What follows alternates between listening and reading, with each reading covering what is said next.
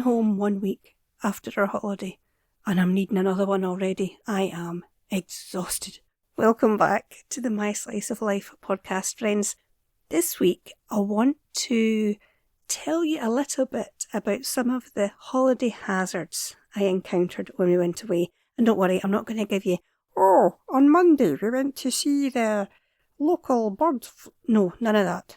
I'm not going to show you Mabel we met playing bingo or anything like that. This is more about, it was our first holiday in 5 years, and some of the things that I encountered and went through to get this holiday going for a start, and how it went. If you're somebody who goes on holiday a lot, things that I did might seem way over the top to you, but it's the only way I can do things to stay organised. Honest to God. So like I say, it was our first break in 5 years, and part of my planning was that I had a list for everything and everybody.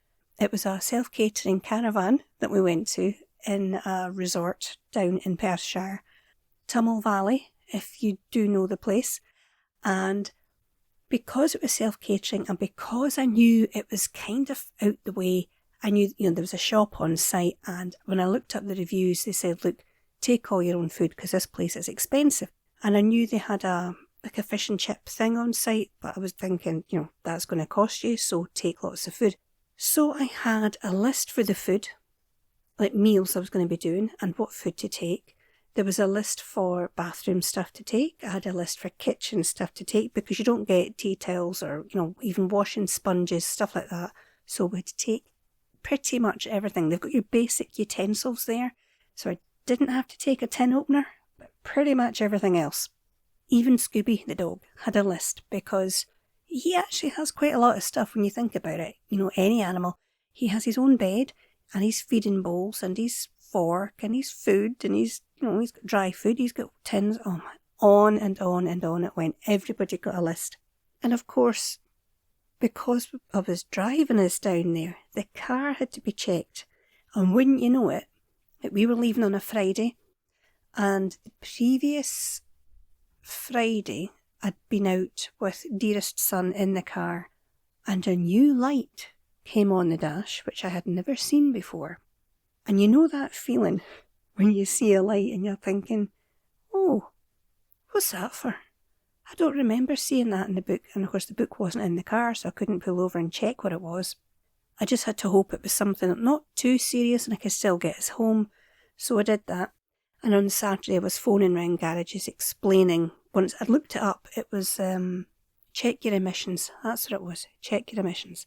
Apparently the car was putting out too many emissions. I don't know. See all these electric things that they've got in cars now? It drives me round the twist, and I know I'm not the only one. It drives half the garages I talk to. It's driving them nuts because I actually know one garage think, no, we don't touch anything electric. They have to have so many diagnostic tools and then pay for the program, and every year that gets updated. It's just a nightmare for everybody. Anyway, I'm not going to rant too much about the car stuff, but I phoned round a couple of garages and one guy said he wouldn't be able to see me until Monday, the following Monday. So this was the Monday getting the car booked into a garage just to see what was going on, and we're supposed to be, going on the Friday that week. My stress levels at this point are going up ever so slightly. And if you know me at all, you'll know. Yeah, she's getting stressed. So, like I say, I've written out all these lists. I've been looking up on YouTube and check emissions. What's that? Is it serious? Do I have to do anything? So there was all that. Got up to the garage on Monday. In fact, I'd phoned, but she never phoned back and I couldn't be bothered waiting. So I went straight up and I said to him, look, this light's come on the dash. We're leaving on Friday. I just need to know that it's going to get us there and back. So he had a look at it, but while he was looking at it, obviously you leave your car there and, dearest son came with me, God love him. I drag that boy everywhere. But we had to basically go wandering about for about an hour. And now this is beginning of June, and it must have been the coldest day in June on record. It was freezing. Really windy and cold. Now, I don't think it rained much. I think we had a little bit of a shower, but it wasn't drastic. But it was, that biting wind that just goes into your head. Well, it went into my ear. And from that day until now, still, I thought I had an ear infection to begin with. The pain in my ear was so bad. And then it thought to itself, oh, I'll move out of here and I'll just go down the neck. And then I'll go into the throat. Oh, tell you what, I'll move back up. And the pain I have had in my head, on and off. You know, like if you put your hand on your right ear and go just behind it onto the skull, right there, it has felt like a giant needle getting stuck into my head for seconds, and then it goes away, to the point where I've had to grab my head. I'm like, oh God, you know that? Have you ever had a headache like that? It's been awful. So that has diminished, but I've had it since, let's see, we were away last week to the Monday before, nearly 2 weeks. That might have been more than 2 weeks. No, nearly 2 weeks. Total lie. Nearly 2 weeks I've had that. And I've been feeling rotten ever since that day at the garage. My health has just taken a tumble. I'm putting it down to stress because I did get so worked up. And I'll tell you why. There was something else which I don't understand this country at times. I don't understand this country. I don't understand the roads. And I don't understand why when you go online and you're trying to get driving instructions and directions where to go, they give you the worst route on earth. Now, if you're watching this video on YouTube, you will see some of the Google Map footage that I've taken for you, just to give you an idea of some of the road that I had to drive. Because I went on to Google Maps before we left. This is part of my preparation. I don't use SatNav, I don't have SatNav or any of that stuff, but I thought, go onto Google Maps, print out directions. How hard can it be? I want to slap whoever came up with these directions, and I am not joking. And there's a good reason I want to slap them, which I'll come to in just a minute. So this thing said, now I'm only taking it from Inverness because we had to get to Inverness first. From Inverness, straight drive down for about, I think it was like 64, 65 miles. That's not far, right? Some of that is on dual carriageway, so you can do that in about an hour.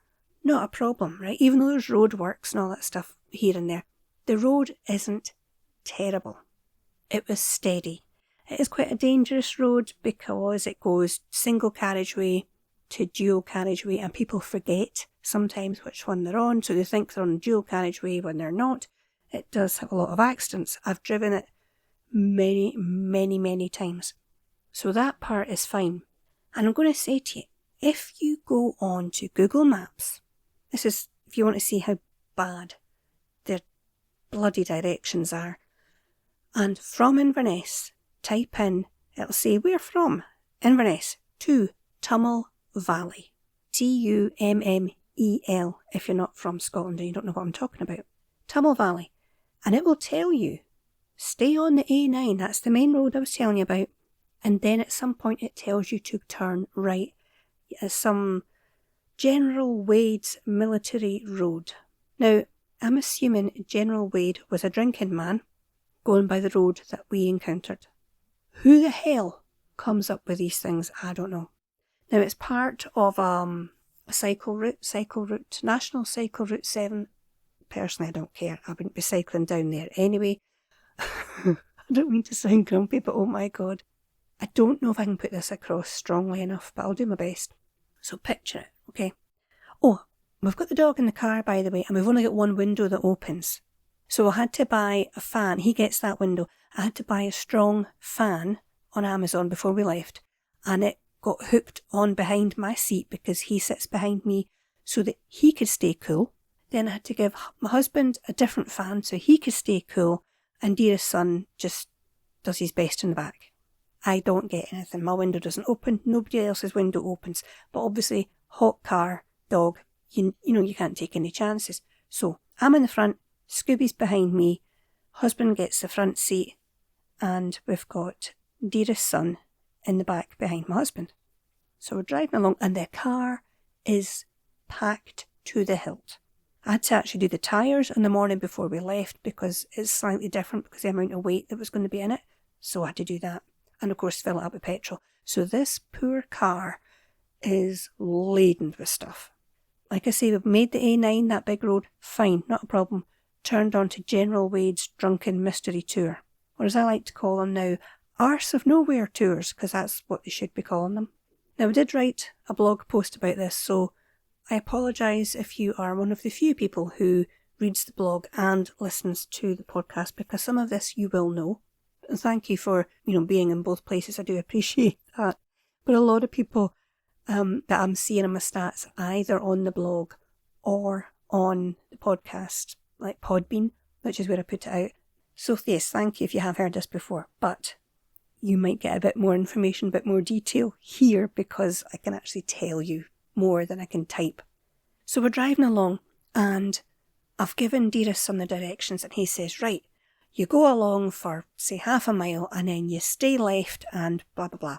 Now this road is single track with passing places, and I don't know if these are unique to this country or if other people have them, but I have heard a lot of tourists who come here and drive comment on our single roads with passing places. And like I said earlier, the video version of this podcast on YouTube will show you some of the area on Google Maps. So we're driving along. On the map, it doesn't look very far, right? So even given it's a twisty road, you're thinking, it shouldn't take that long. I feel like we were in that car for days. Days, my friend. It was traumatising. No word of a lie, traumatising. So I'm sitting in the front, looking for a sign, any sign that says, Tummel Valley Caravan Park, 5 miles this way. Not one. The whole way down, not one sign. And I'm looking out the window. We're all looking out thinking, this can't be right. There's nothing here. Nothing. Just road, scenery, not even a house. It was crazy. It was mental. We get to a junction, any junction, and I'm going, which way? And all I hear is this voice, I don't know. It just says stay left. I'm like, but how could it be stay left when I have to make a choice? Like, there's straight ahead, there's left. I went, right, tell you what, we'll just take the left. So every time it said stay left, I would think to myself, could you not just say take the left at the junction? Would that be difficult? We ended up on this road. I can only assume it was a back road to the back road. It was a nightmare. We had twists and turns like I have never encountered. I am not joking. I'm only thankful we were going downhill, because these things were going steep, downhill, sharp bend, single carriageway. I don't know who invented this road. They must be crazy. It was a nightmare. So we eventually got to this junction, and there was a parking spot, so I pulled in. I was like, right, we've got to phone them. I've got to phone them. I was ripping my hair out at this point, stressed, roasting, sweating. Don't forget, I've got no fan, no window. Everybody's shouting at me, is this the right way? I'm like, I don't know if it's the right way. You've got the map. I don't understand the map. It says take the left, and there is no left. Where are we supposed to go? We haven't seen a signpost since we left. Have you ever been on a family holiday and nobody really knows where they're going? There's no signs to help you. The maps are useless. The roads are from hell. And this is how we started our first holiday in 5 years. So I'm trying to phone them, and all I get is this automated voice, just, oh, if you want to talk about your booking, press 1. If you'd like to make a booking, press 2. If you want to buy your own caravan, press 3. Not one of them said, if you're completely lost and can't find a place, press star. None of them. So that was no use. My husband, bless him, got out the car. He's flagging down a car, right? This old couple have gone past in a car, and he's waving at them to get them to slow down, and asks them, where is Tummel Bridge from here? Because right in front of us, right, on this road, there was a signpost. One going left, one going right, but none of them mentioned the place we were looking for. Neither of them said, Tummel Valley this way. So we didn't have a clue. And the guy looked at my husband like he was mental. I went, it's just, it's back there a wee bit, it's not far to go. Anyway, they drove off rather quickly.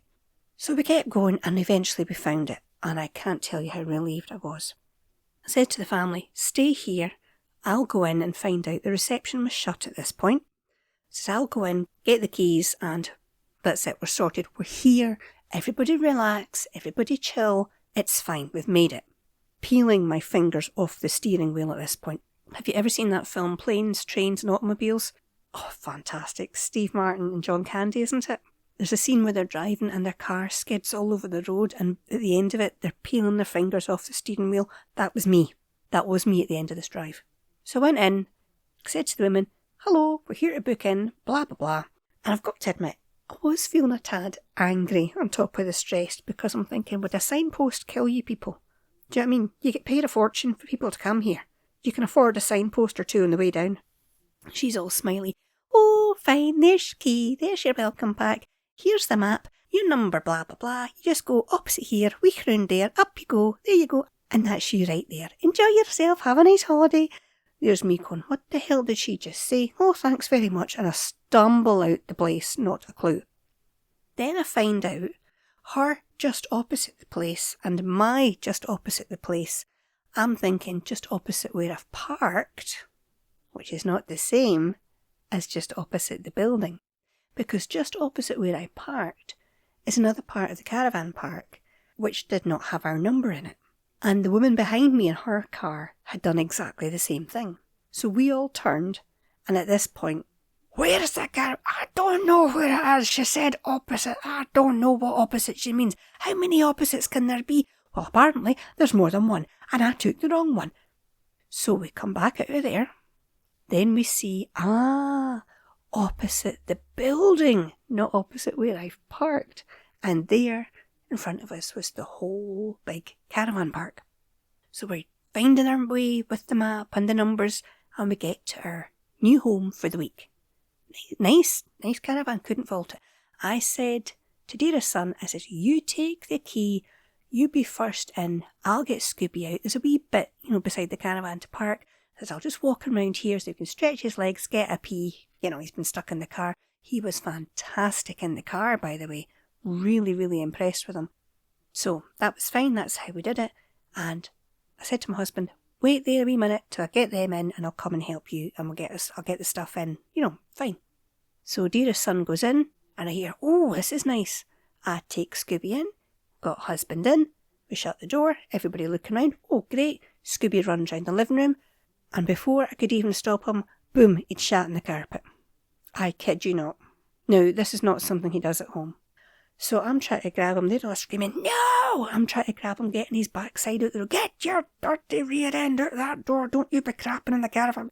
So got him outside, and I attached him to the railing. I got all the luggage in.